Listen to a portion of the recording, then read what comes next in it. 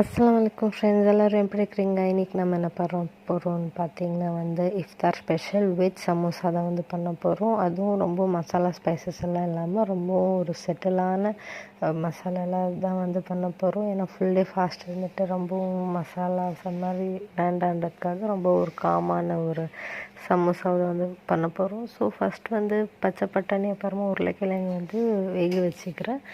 அதே side by சைடில் மைதா அப்புறமா சீரகம் அப்புறமா நெய் போட்டு மாவு செஞ்சு வச்சுக்கிறேன். ஏன்னா நான் இதில் ஓமம் ஸ்கிப் பண்ணிட்டேன்.